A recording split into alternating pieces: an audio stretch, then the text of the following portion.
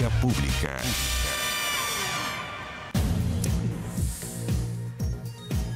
¿Qué tal? ¿Cómo están ustedes? Bienvenidos a Vía Pública. Tras 5 días de audiencias de formalización, el cuarto juzgado de garantía de Santiago decretó finalmente prisión preventiva para los abogados Luis Hermosilla y Leonarda Villalobos por delitos tributarios, soborno y lavado de activos en el marco del denominado caso Audios, requete contra conocido, ¿no?, por todos. Hermosilla fue trasladado al Centro de Detención Preventiva Santiago 1, no a la Capitán Llaver, que es la que uno suponía que podía ir. Hay un tema ahí.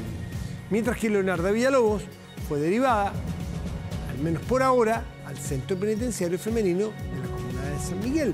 También en un momento se especuló con que se iba a habilitar una parte de Capitán Llaver, que es justamente para delitos no violentos, no de sangre, fundamentalmente económicos, que queda frente, cruzando Pedro Montt, a la penitenciaría de Santiago. Pero es masculino ese recinto. Se especuló con que se podía hacer un espacio ahí o una habilitación para Leonardo Villalobos, pero en definitiva fue enviada, al menos por ahora, a la cárcel de San Miguel. Bueno, por su parte, a Luis Angulo, esposo de la señora Villalobos, se le dictó la medida cautelar de arraigo nacional y arresto domiciliario nocturno solamente. En principio había habido otra cautelar, pero lo cambiaron, él apelando o pidiendo para poder, bueno, trabajar y sostener a la familia, ya que su esposa va a estar presa, de manera preventiva al menos por ahora. El tribunal estableció un plazo de investigación de 180 días y fijó una audiencia para el 12 de septiembre recién, para que Luis Hermosilla cumpla la medida cautelar en Capitán Llaver, porque el abogado de Luis Hermosilla le planteó a la jueza si podía ir su defendido y hermano a la Capitán Llaver. Le pidió un espacio de una nueva audiencia para ver ese caso y ella le dijo, bueno, hay que esperar el informe de Gendarmería y la próxima hora, el próximo espacio para verlos el 12 de septiembre. Así que son 15 días de todas maneras, que va a estar en Santiago 1, en un espacio especial de Santiago 1 de todas maneras. De igual forma, se discutirá la habilitación de un área en el recinto, como decía, para la señora Villalobos. Es un tema que ha dado mucho que hablar.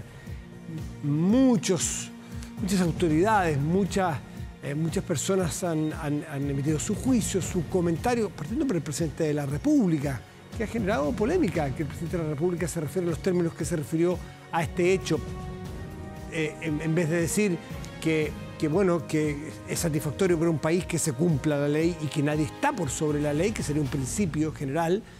Habló de es bueno que los que se creen superpoderosos vayan a la cárcel. En fin, son polémicas que se generan. Vamos a la mesa. Y presentamos ya a nuestros invitados de esta noche. Rodrigo Arellano, que es vicedecano de la Facultad de Gobierno de la UDD. Rodrigo, buenas noches, gracias por estar aquí. Buenas noches, Matías, con mucho gusto, como siempre, estar aquí. Nerea Palma, académica de la Escuela de Ciencias Políticas de la UDP e integrante de la mesa directiva de la Asociación Chilena de Ciencias Políticas. Nerea, también bienvenida, buenas noches, gracias. Buenas noches a los dos, como siempre. ¿Puedo partir por lo general, más allá del caso, a ver qué les parece a ustedes, o si uno está, si es correcto o no, porque lo he escuchado? Qué satisfactorio es que en Chile haya gente que, independiente del poder que ostente, del lugar al cual pertenezca, donde viva, como se llame, puede terminar en la cárcel. Y esto para distintos tipos de delitos. Fue en su momento para Manuel Contreras, estuvo en la cárcel. Alguien dirá Pinochet, no, es verdad. Pinochet, un proceso, pero no. Luis Hermosilla, había empresarios. ¿Eso pasa en todos los países o es un desde que es obvio? ¿Llaman la atención a ustedes? No nos debería llamar la atención, pero la verdad es que sí termina llamando la atención, sobre todo en el caso chileno. Si pensamos hacia atrás, por ejemplo, en el caso Penta, que inevitablemente es inevitable comparar, y también porque el caso Penta también salió aludido sobre todo en el último reportaje de CIPER, entonces es inevitable recordarlo, y es importante que cuando hay delitos no se pague, por ejemplo, con clases de ética. Entonces, lo que podríamos preguntarnos es, bueno, ¿qué es lo que está en juego acá? ¿Cuál es, más allá de Hermosilla, más allá de de guerra, más allá de Chadwick, más allá de cualquier nombre, ¿qué es lo que está en juego acá? Eso es, digamos, me parece a mí a nivel general una cosa importante. Y también cabe la pregunta de, ¿puede haber menos confianza aún en las instituciones políticas como lo vemos en las encuestas de opinión repetidamente durante los últimos 15, 20 años? Y en realidad la respuesta que yo tengo es que este caso podría ayudar a cimentar, de alguna u otra manera, reconstruir la confianza en las instituciones políticas, porque de todas formas es inevitable pensar en cómo podemos reconstruir el vínculo ciudadano con las instituciones políticas, que está lejos de estar en un buen momento con el Congreso, con los partidos políticos, y me parece que esto va en la señal correcta. Obviamente que todavía falta, no sabemos exactamente qué más vamos a encontrar en los chats, tampoco sabemos exactamente qué va a pasar con Hermosilla, tampoco sabemos qué va a pasar con los demás involucrados, pero sí me parece que es un paso en la dirección correcta, porque en general lo que está en juego es la confianza en las instituciones políticas. Aquí hay gente que efectivamente en su trabajo ha ostentado y ha llegado a alcanzar mucho poder. Se me olvida el caso Jadwe también, una persona que saca tremendas votaciones, que tiene poder casi total en su comuna, con la mayoría de su consejo. Bueno, es procesado y la jueza estima que tiene que estar detenido y lo detiene a Luis Hermosilla lo pronto, y hay varios nombres propios. No sé si en todos los países pasa con gente que ostenta tanto poder y que pueda mover alguna influencia para evitarse la cárcel. Yo creo que una buena noticia que en nuestro país, independiente del sector, el poder, a quienes le corresponda, porque al final del día la justicia eso darle a cada uno sin nombre propio, a quien le corresponda, cumpla su sentido y su razón de ser. Por algo la justicia, la configuración es una persona ciega que la debe mirar sobre quién hace justicia. Entonces, en esa lógica siempre es buena noticia cuando la justicia hace su trabajo y su pega.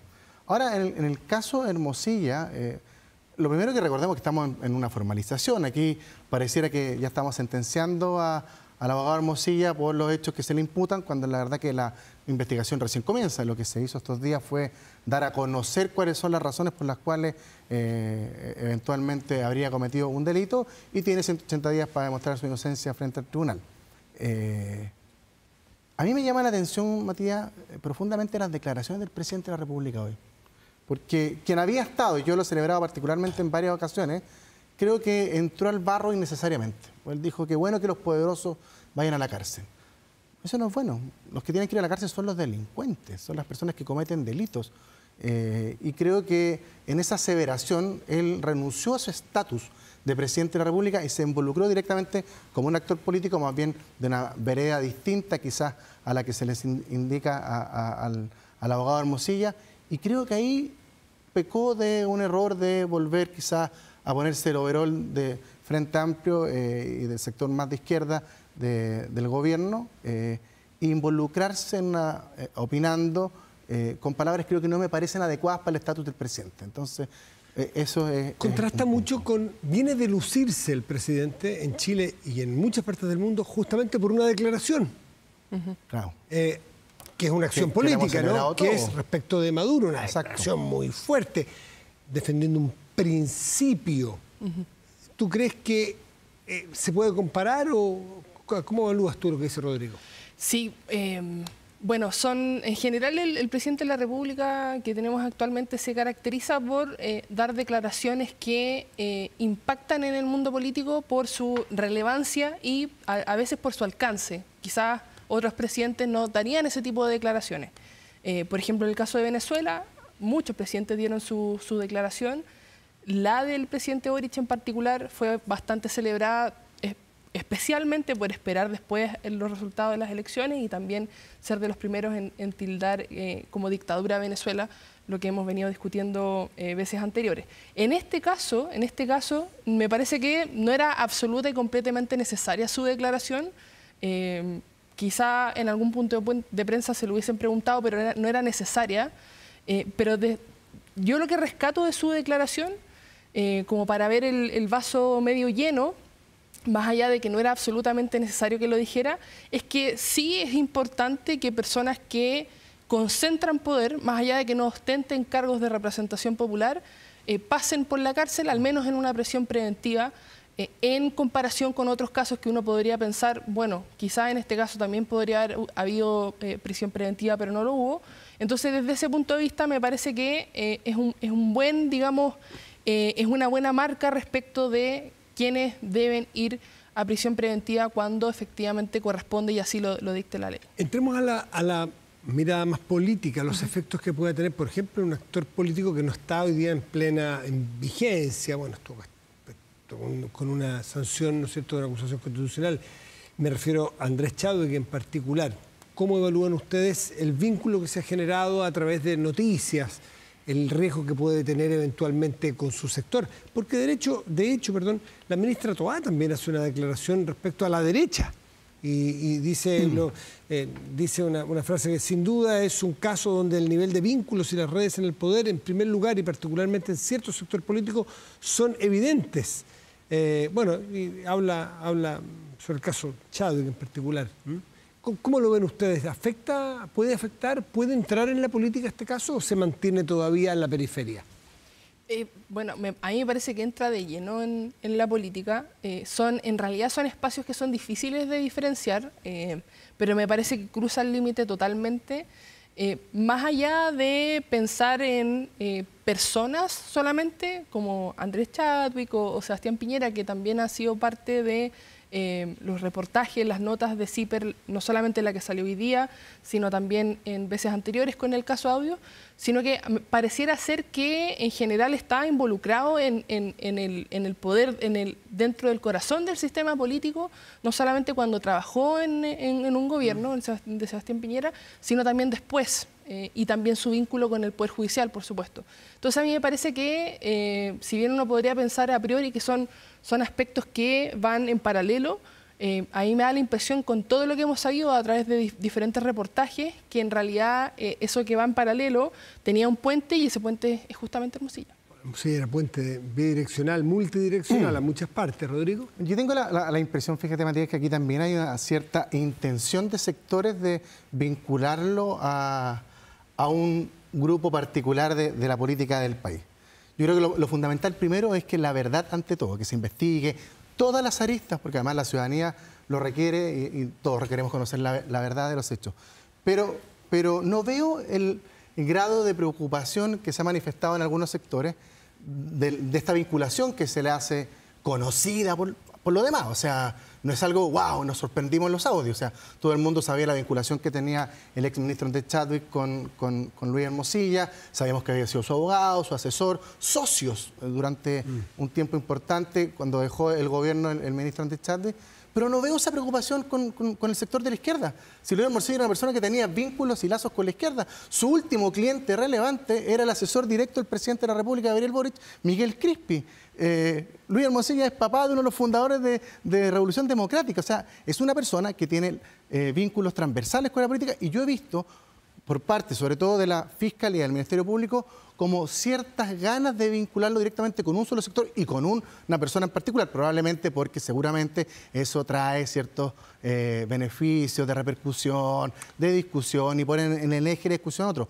Pero me sorprende que no hemos sabido de alguna otra forma mostrar el mismo grado de preocupación por los vínculos por otro lado, y tengo la impresión de que el gobierno, la declaración del presidente Boric fue bastante clara, la ministra Toá también, de que van a tratar de utilizar esta causa justamente para poder de alguna otra forma dañar un sector político que es la derecha. Lo que pasa es que si uno lee las declaraciones de la ministra Toá, da la impresión de decirle a la oposición, a la derecha, en la próxima elección no se pasen de listo con el caso convenios, por ejemplo.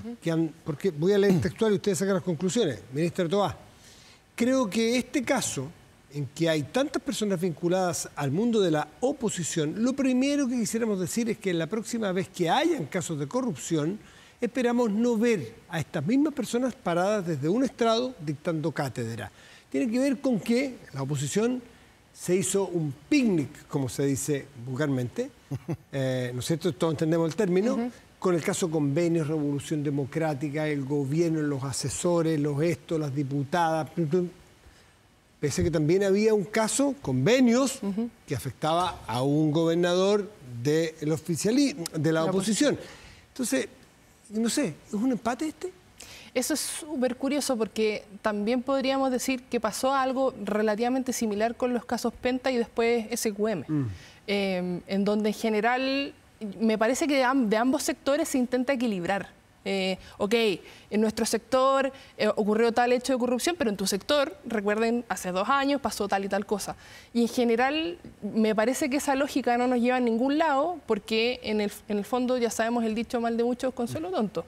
Y desde ese punto de vista, me parece en general que en el caso de audios particular, porque el caso convenio, bueno, se sigue discutiendo, el año pasado en este mismo panel lo discutimos varios meses, pero en este caso en particular pareciera ser que efectivamente hay un sector que está mucho más involucrado, que eso no significa que con el resto de los chats que vamos a conocer seguramente, no solamente con Hermosilla, sino que con el resto de los involucrados hayan personas del oficialismo también involucradas. O sea, yo pondría paño frío si fuera el oficialismo, porque no sabemos exactamente qué es lo que va a pasar. Da la impresión que aquí la verdad, que se va a saber al final de un juicio, la verdad judicial, al final es secundaria. Lo que importa son las acusaciones, los titulares, lo impresionante. Después se comprobará si es verdad o no. Y en eso impresionante lo que vale es cómo yo te arrojo una acusación y después veo si me hago cargo y si soy responsable, pero te acuso a ti, pues tú a mí, es enlodar. Salen nombres al baile. Hoy día salió, no estoy diciendo para nada que sea culpable de nada, ni mucho menos, salió el nombre y con eso basta para tratar de manchar, por ejemplo, al ministro Elizalde. Sí. Y sale el ex fiscal Guerra. Estoy nombrando a todos los que suelen, no estoy por favor haciendo ni un cargo, me parece una responsabilidad hacerlo, no tengo los antecedentes ni las facultades para hacerlo. Pero empiezan a salir nombres y en este baile es la clase política completa la que aparece muy manchada, sin necesariamente que haya responsables de delitos. Sí. Lo que pasa es que estamos en presencia de un caso que si bien está vinculado a ciertos delitos de carácter económico, Perdón, un también, ministro de la Corte Suprema. También está vinculado al poder. Estamos en presencia, al parecer, de alguien que utilizaba sus influencias, su cercanía con algunos personeros para lograr ciertos beneficios personales. Eso es lo que...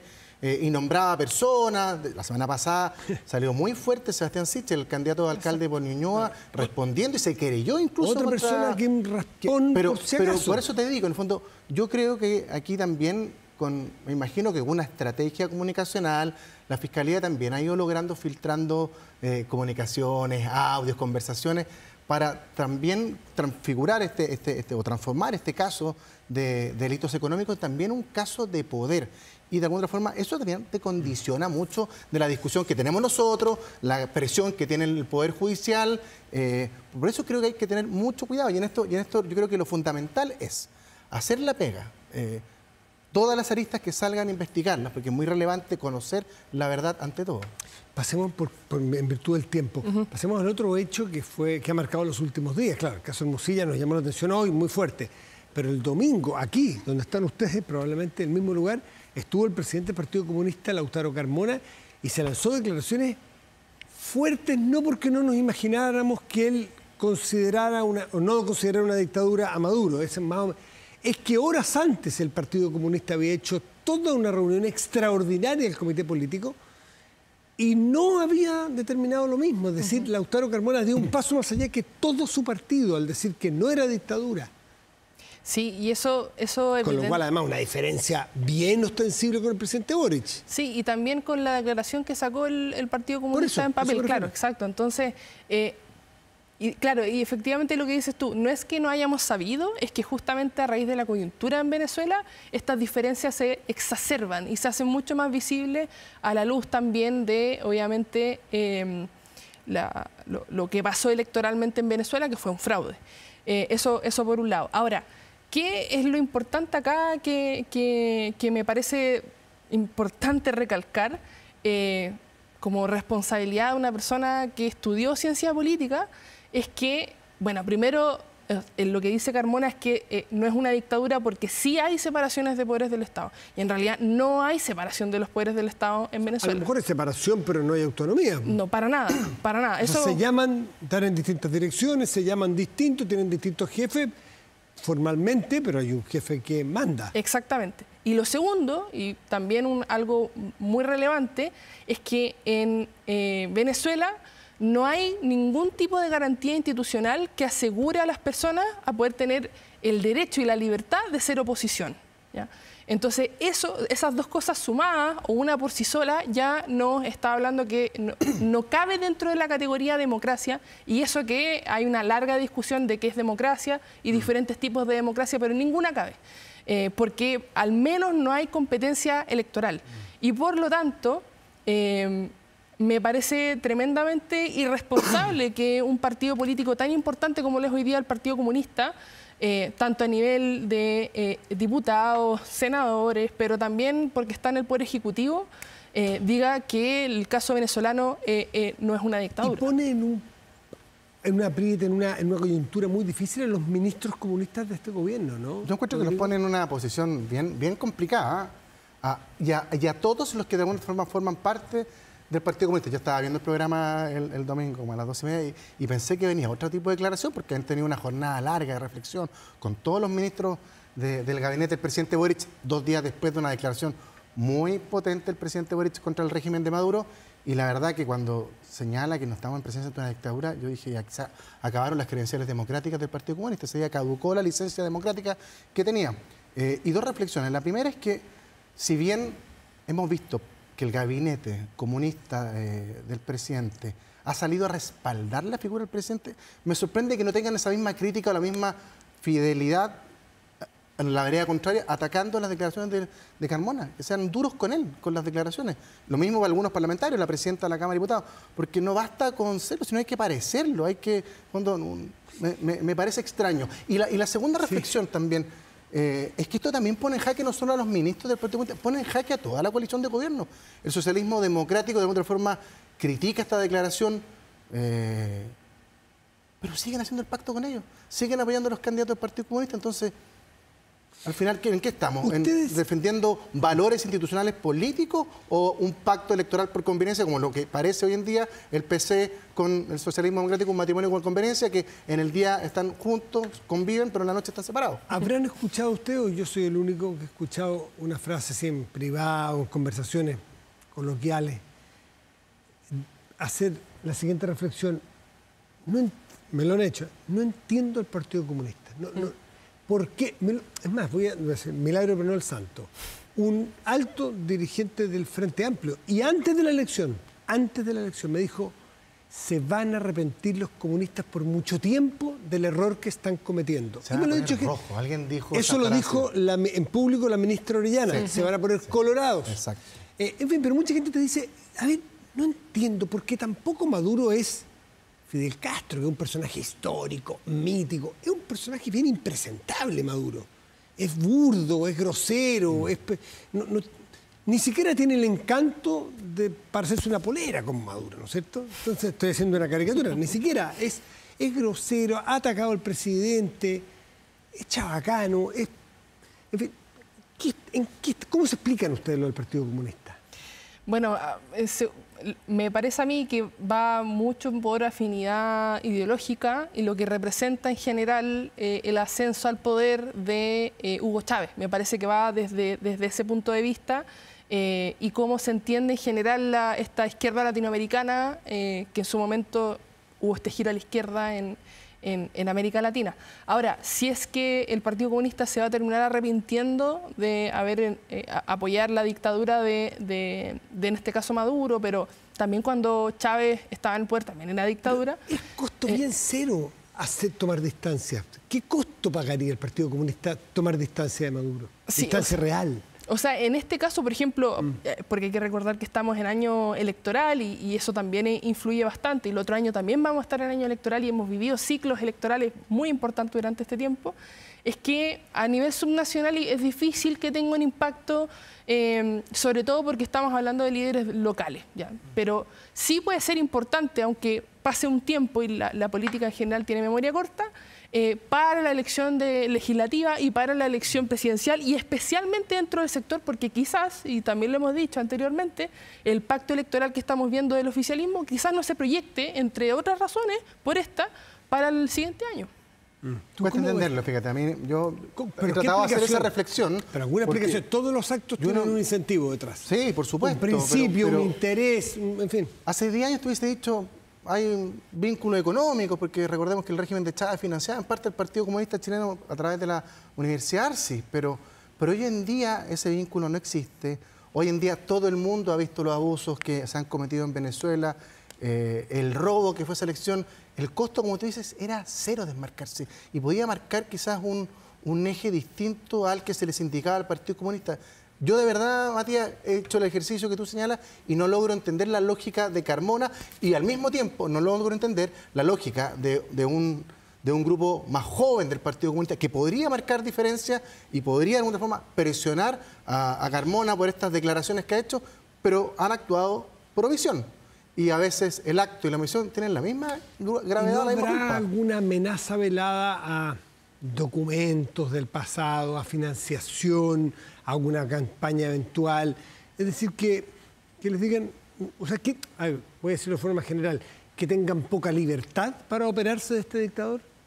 Bueno, eso evidentemente que cualquier tipo de decisión, porque esto en el fondo es una decisión, decidir a catalogar a Venezuela como una no dictadura, por lo menos, o una democracia, evidentemente que va con un incentivo detrás y nosotros podemos especular, obviamente, cuál puede ser el incentivo detrás o el desincentivo a no hacerlo, que también puede ir por ahí. Pero en general lo que diría yo me inclinaría mucho más a esta postura hegemónica que hay dentro del Partido Comunista, que efectivamente hay un corte en términos de generación y en términos de género también, pero que en general hay una postura hegemónica que moldea y que evidentemente que como el Partido Comunista es un partido que en general se cuadra dentro de sus principios ideológicos, es difícil que en general se adopte otra postura, más allá de que obviamente ministros y ministras que están en el Ejecutivo se digan que están detrás de lo que señala el presidente de la República. Entonces, en general, creo que podemos especular mucho, pero dentro de las cosas que yo destacaría, en general, la afinidad ideológica.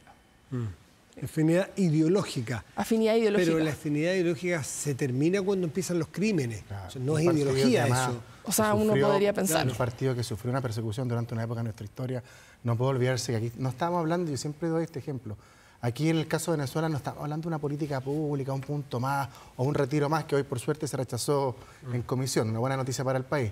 Aquí estamos hablando de los derechos humanos, o sea, del respeto por la dignidad de la vida. Y Carmona tilda de democrático un régimen que no respeta los valores mínimos de la democracia. Y no veo tampoco una actitud activa, positiva, por parte de quienes conforman parte del gabinete del presidente de la República y quienes son sus socios. Hace una semana atrás, por un tema de una fotografía en una sede, un militante de Renovación Nacional pasó al Tribunal Supremo a su presidente, no sé con qué resultados, pero aquí yo esperaría lo mismo. O sea, aquí lo que está diciendo, reconozco los valores democráticos de un régimen que a todas luces que nosotros vemos, los pisotea día a día. Entonces, es de verdad inexplicable, no solamente la actitud de Carmona, sino que yo veo de manera inexplicable también la mantención de este matrimonio por conveniencia por parte del socialismo democrático y los ministros que en definitiva se cuadran con el presidente, pero no son duros con su presidente de partido. No solo el socialismo democrático, la democracia cristiana también forma parte en el pacto de alcaldes con todo el resto. ¿Tendrá efectos políticos electorales? ¿Se avecina una elección y todas estas cosas son impulsos y son teclas que se tocan en las campañas muchísimo? Este tema, o sea, la seguridad, que decir cómo se va a tocar, y con toda razón, porque estamos en una crisis bien feroz, 33 muertos en lo que va de agosto, 33 homicidios hasta anoche, ojalá que hoy día no ocurra otro, nos quedemos cortos. Pero este tema de Venezuela, ¿ustedes creen que va a afectar, va a entrar en la batalla electoral? Pues a mí me parece que puede ser mencionado, pero en general, o sea, primero es difícil intentar aislar el efecto del resultado electoral a una sola variable, en este caso en la postura en general con el régimen venezolano. Entonces, es difícil porque obviamente que son muchas cosas las que afectan los resultados electorales. Pero en segundo lugar, como es una elección subnacional y no tiene efectos nacionales necesariamente las decisiones que toman alcaldes, necesariamente, es difícil que en general se piense en política exterior cuando se vota por un alcalde o por un concejal de repente. Entonces, en general creo que puede ser más limitado el efecto que puede tener.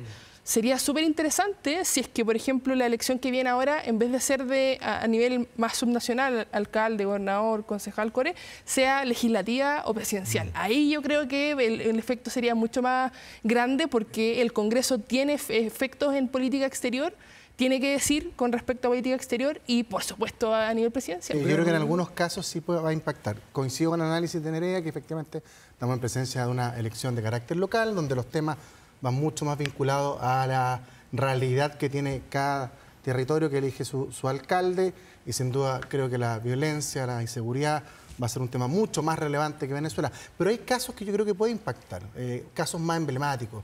Santiago, con la alcaldesa Hasler, que tenía tuit felicitándolo.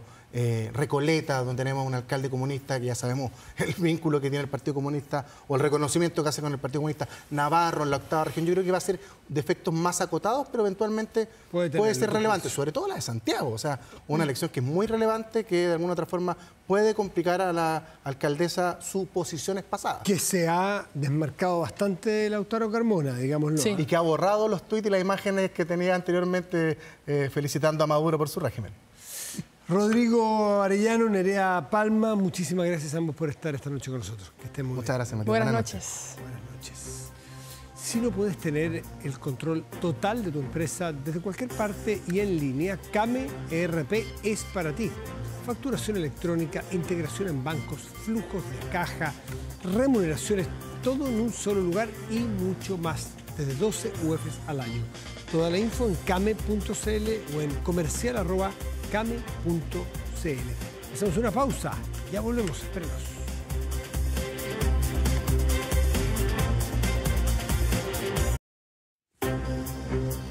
Protéjase de la delincuencia con Tepillé, vigilancia en tiempo real de cámaras de seguridad con audio disuasivo para su empresa. Alarmas Tepillé con cámaras conectadas a su smartphone y botón de emergencia móvil para su hogar. No sea usted la próxima víctima y contrátelos en tepillé.cl.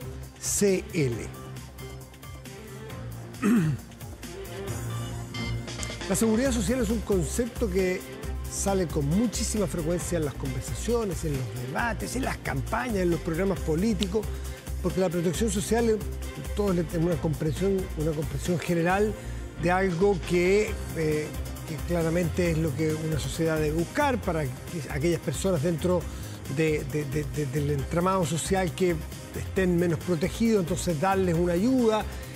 Están los conceptos de solidaridad, ¿no es cierto?, de equidad, de que no vayan quedando algunos abajo, aquellas personas que han tenido menos oportunidades.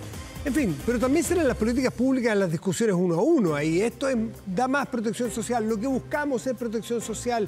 Ellos están desprotegiendo socialmente. En fin, usted ha escuchado sobre esto. Pero otra cosa es lo que indiquen los números de las percepciones reales de la gente. Y para eso, la Asociación de Cajas de Chile, esta asociación gremial que junta las distintas cajas, hace o encarga a CADEM un estudio de percepción. Está con nosotros el presidente de Cajas de Chile, Tomás Campero. Tomás, gracias por acompañarnos. Muy buenas noches. Muy buenas noches, Matías. Concepto muy utilizado, muy en boga de todos. Todos tenemos una comprensión general de lo que significa, pero a lo mejor tú nos puedes ayudar a profundizar y a acotar más qué es lo que es la protección social. Sí, mira, la protección social, que a veces es sinónimo de seguridad social, se ocupa indistintamente, ¿sí? La OIT, Naciones Unidas lo ocupó indistintamente.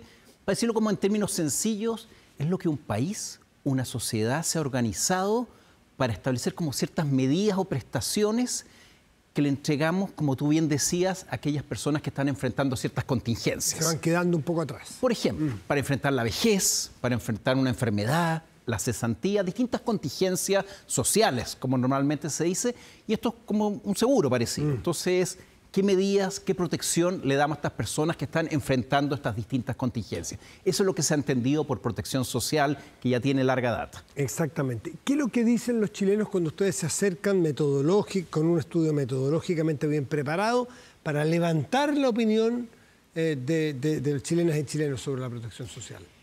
Déjame darte un dato antes, que tiene que ver con el por qué lo estamos haciendo. Quizás no todos saben, se están cumpliendo este 2024 100 años de la seguridad social en Chile. por allá, por Arturo Alessandri. ¿Desde las cajas? ¿Con las cajas? Las cajas vinieron algo después. Fueron las primeras leyes, dos muy importantes, el famoso seguro obrero y después la caja de empleados particulares. Se fundaron ahí, se fundó el Ministerio de Previsión Social y tantas otras cosas que ahí fuimos pioneros en Chile. Y la verdad que yo creo que hay que decirlo, quizás antes de comentar el estudio en sí mismo, que Chile es un país que ha avanzado mucho, fue pionero y tiene una protección social relativamente bien buena comparado con otros países más o menos de mismos ingresos, ¿no? Y nosotros lo hicimos en la conmemoración de estos 100 años. ¿Buena porque le dedica mucha plata o porque es muy eficiente? Que son dos cosas distintas. Absolutamente, y hay distintas mediciones. Tiene que ver con la cantidad de prestaciones. Por ejemplo, para que la gente se imagine, la ley sana, esta que te permite para los cuidados de los hijos. Así es, o por ejemplo la extensión del postnatal, era el auge, prestaciones básicas de salud garantizada. Entonces, número de prestaciones, la cobertura que hay en la población, los recursos obviamente que dedicamos, y así hay comparaciones y con países más o menos de similares ingresos, Chile muestra buenas cifras. Entonces estamos conmemorando estos 100 buenos años, pero nosotros quisimos obviamente hablar de los desafíos que vienen. Y para eso salimos a preguntarle a las personas. Antes de entrar, ya que tú te metiste en la profundidad de qué significa esto, tú dices, Chile tiene no solo 100 años, o sea, larga data, vocación en esto, oficio en esto, Chile lo ha hecho hace muchos años por distintos gobiernos, pero se puede decir que Chile es un país, técnicamente la comparación por países, más allá después de ver lo que dicen los chilenos, que está considerado que protege a su ciudadanía, o sea, tiene buenos programas, amplitud de coberturas, porque hay otros que dicen que no, que Chile es el país más neoliberal, donde aquí lo que corre es que cada uno se rasca con las propias uñas, que el que se queda atrás fregó. A ver, ¿cómo es si nos comparamos con otros países? Eso no tiene una respuesta sencilla. Obviamente, si nosotros nos comparamos con países donde nos gusta compararnos, los países de la OECD, obviamente nuestro ranking no es el de los mejores en realidad. Pero tenemos prestaciones bastante avanzadas. ¿Y con Latinoamérica? Con Latinoamérica estamos, por cierto, bastante por sobre en realidad, en términos de lo medida en cobertura, el número de prestaciones, y bien pionero ha sido Chile, ¿no? En muchos de sus sistemas, en los seguros de salud que se crearon en los años 50, el Sistema Nacional de Salud y tantos otros, ¿no? Entonces, ojo que igual, y eso es lo que estamos conmemorando este año, hay que ver el vaso medio lleno. Pero también hay que ver los desafíos que son los nuevos desafíos y que tiene que ver con tu pregunta, en realidad, que probablemente la respuesta al día de hoy, al 2024, es distinta a la que teníamos hace una década atrás. Y eso es lo que salimos a buscar con esta encuesta de las cajas de compensación en conjuntos con CADEM y que tiene resultados bien elocuentes. Y si un minutito antes de entrar a los resultados nos dices qué hacen las cajas, porque a lo mejor tenemos visiones parciales de qué hacen las cajas. Así es. Mira, las cajas de compensación somos entidades privadas, eso es importante decirlo, sin fines de lucro, pero somos parte por ley del sistema. Reguladas, exacto. Somos parte del sistema de protección social, de seguridad social de los chilenos.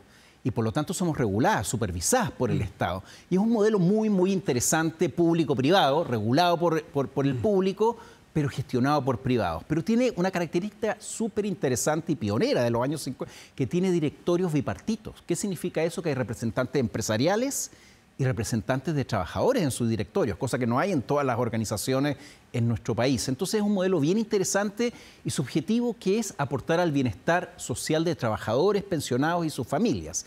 ¿Y cómo lo hacemos? No con las prestaciones básicas, que cuáles son el seguro de salud, FONASA y SAPRE, o las pensiones, que son lo que se llama las pilares de la seguridad social. Eso no lo hacen las cajas. Nosotros hacemos como la seguridad social complementaria, porque obviamente hay muchas otras contingencias, ¿no? Ayudas en educación, ¿qué otras? Dime tú los productos más. Por ejemplo, salud, toda la salud complementaria, porque a veces el seguro no alcanza. Claro. Y a veces en el presupuesto familiar, la compra de remedios, el copago de las prestaciones es bien importante. Y nos hemos enfocado ahí, en salud sobre todo, en poder acompañarlo, en que las prestaciones sean más económicas, en que la cuenta de la farmacia, y que es algo que es muy conocido y muy utilizado por la mayoría de nuestros 7 millones de afiliados, son 7 millones de afiliados que si tú sumas a sus familias son más de 10. O sea, la mitad de los chilenos está afiliado a alguna caja de compensación. Son 4 cajas de compensación en Chile, y súper importante que tenemos, obviamente, aparte de todos los canales de internet como corresponde, seguimos teniendo presencia en todo el territorio.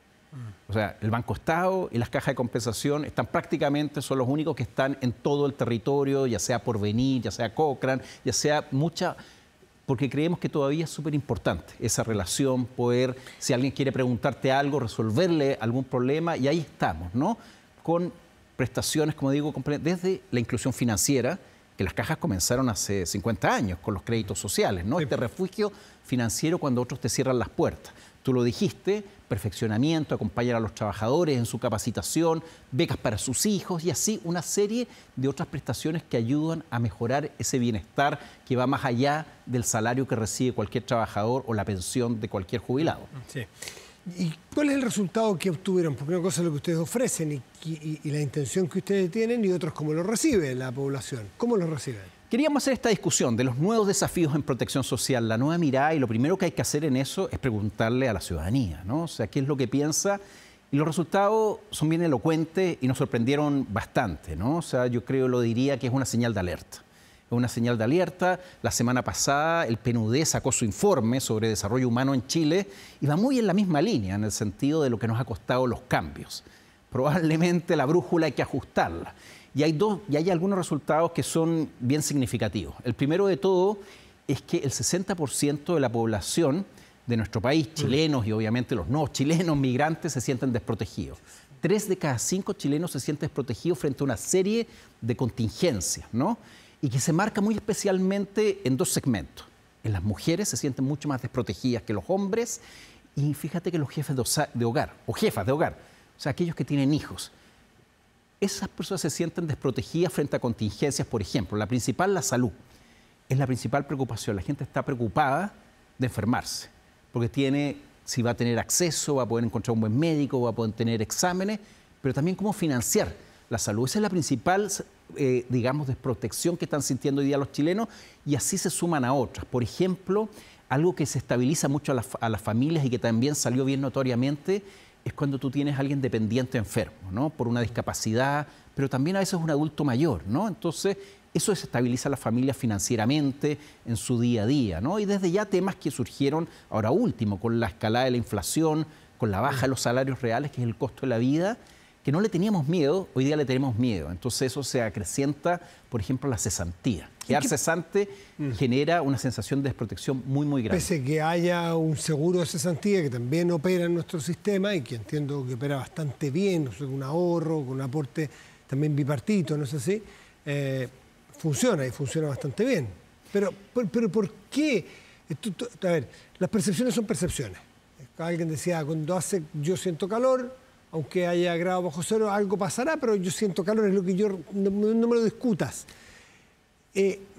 ¿Se condice la realidad, por así decirlo, que ustedes ven, con la percepción? ¿Usted cree que tiene más que ver con percepciones o son bien justificadas? Yo creo que tiene ambas fuentes. Yo creo que hoy en día, y lo denota el estudio, tenemos una ciudadanía más temerosa, desde ya, por los efectos de delincuencia, pero también porque venimos saliendo de una pandemia que nos dejó tiritones, digámoslo de alguna manera. Esto era distinto antes de la pandemia. Así es. Entonces, y también convengamos que parte importante de la generación en Chile nunca había vivido una inflación tan alta, ¿no? Entonces, eso nos dejó temerosos.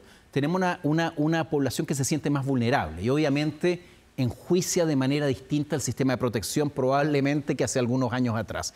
Y otros son datos reales, que es lo que tú, por ejemplo, mencionabas. Para enfrentar la cesantía, sí, tenemos un buen instrumento, pero probablemente tenemos que empezar a complementar. Déjame darte un ejemplo. Existen seguros para los que efectivamente pueden cotizar ahí. No todos cotizan, también hay lagunas en eso y no todos tienen un buen seguro de cesantía. Pero surgió otro elemento súper importante y que tiene que ver con las nuevas demandas de protección social, que es frente al bienestar financiero, llamémoslo así. O sea, cuando tienes un dependiente que está enfermo o mayor o enfrentas una cesantía, eso se suma, por ejemplo, a la alta carga financiera que hoy día tienen muchas familias. Datos de la CMF, casi 1,5 millones de chilenos tienen una carga financiera de la mitad de sus ingresos. Llega a fin de mes, la mitad es para pagar deuda y la otra mitad es para todo el resto, vivienda, educación, alimentación. Entonces, imagínate que enfrentas cualquier contingencia, entonces empieza a aparecer una demanda distinta. O sea, si me quedo cesante, quiero que me ayuden a reprogramar también. Entonces, efectivamente, en la nueva discusión de los nuevos desafíos hay que empezar a mirar distinto, cómo acompañamos a los chilenos con estos nuevos desafíos que están surgiendo. Mientras tú cuentas la historia de la protección social y de las cajas en particular con lo que hacen, y uno lo junta con la realidad de la discusión, por ejemplo, en pensiones, que son temas muy vinculados, algunos proponen separar la industria, algunos proponen que entren nuevos actores, y yo te pregunto, ¿hay posibilidad o ves tú que tenga algún pito que tocar en buen chileno? Las cajas que son privadas, que son reguladas, que son sin fines de lucro, que tienen afinidad en los temas de seguridad social, ¿pudieran las cajas ser actores que entren a la administración de las pensiones de los chilenos? Yo diría dos cosas. Efectivamente, lo hemos visto en muchos proyectos de ley que se han mencionado las cajas como un potencial actor. Eso es real. O sea, las cajas tienen infraestructura, tienen experiencia de 70 años. Tienen cobertura. Muchas capacidades. Pero ya hacemos muchas cosas y tenemos capacidad limitada. O sea, trabajamos en inclusión financiera, en salud complementaria, en capacitación, en recreación, que es un elemento que la ciudadanía está pensando, el equilibrio trabajo, incluso para enfrentar la salud mental. Nosotros tenemos programas recreacionales para jóvenes mayores, corridas, adultos mayores. Entonces, ojo con eso. O sea, las cajas tenemos una capacidad y no vistamos un santo para desvestir otro. Dicho eso, nosotros siempre vamos a estar disponibles a colaborar si nos convocan. Hemos trabajado con el Estado muchos años. Pero no es tan y seguiremos lejano, a eso me refería. No es que sea un tema al cual les resulte lejano. Tienen cercanía a la gente, tienen probablemente confianza de mucha gente, tienen los vínculos de lo público y lo privado. ¿Pudiera ser o resulta descabellado? Mira, yo creo que esa es una discusión que tiene su curso. Los técnicos han dicho que probablemente no es el momento para separar la industria, eso no necesariamente tiene... Es una discusión. Pero si se llega a separar, que es de larga data. Y si llegan a entrar nuevos actores. Mira, es algo que lo valoremos en el momento. O sea, no es algo que hoy día nosotros lo hayamos propuesto, no es algo que nos estemos candidateando. Ya cubrimos, yo creo, a 7 millones de afiliados con una gran cantidad de prestaciones.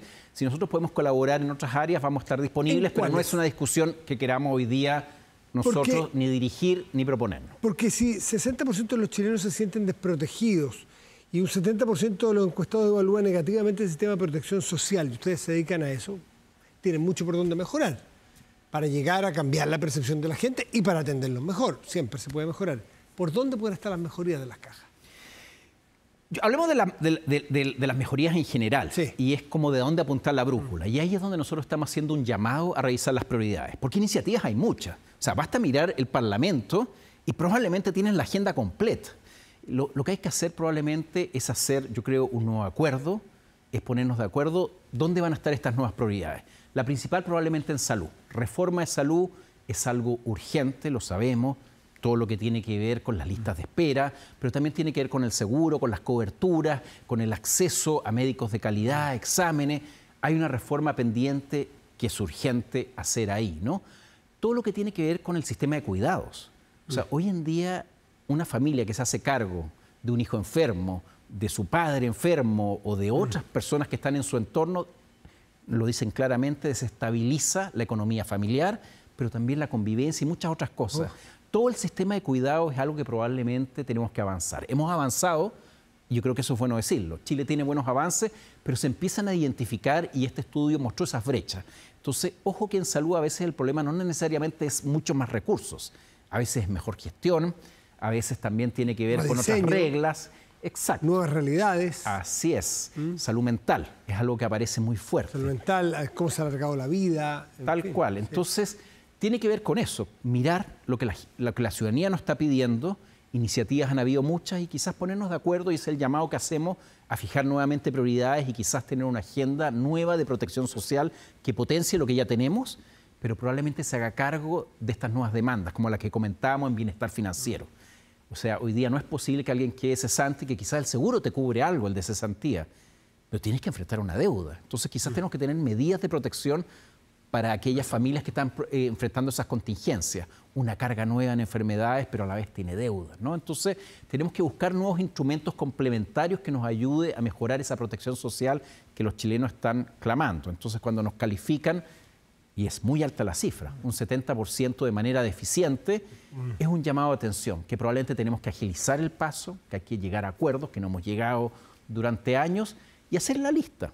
Reforma de salud, sistema de cuidados, sistema de bienestar financiero, para seguir teniendo lo que empezamos a tener hace más de una década, hace más de un siglo, que se ha sacado buenas notas. Queremos seguirnos sacando buenas notas. Tomás Campero, presidente de Cajas de Chile, gracias por estar esta noche con nosotros. No, al contrario, Matías. Muy bien, muy buenas noches.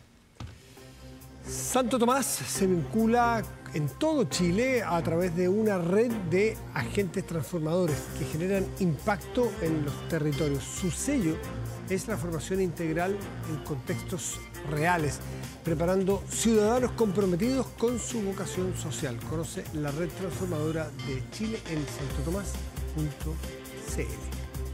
Hacemos una pausa, volvemos, esperemos.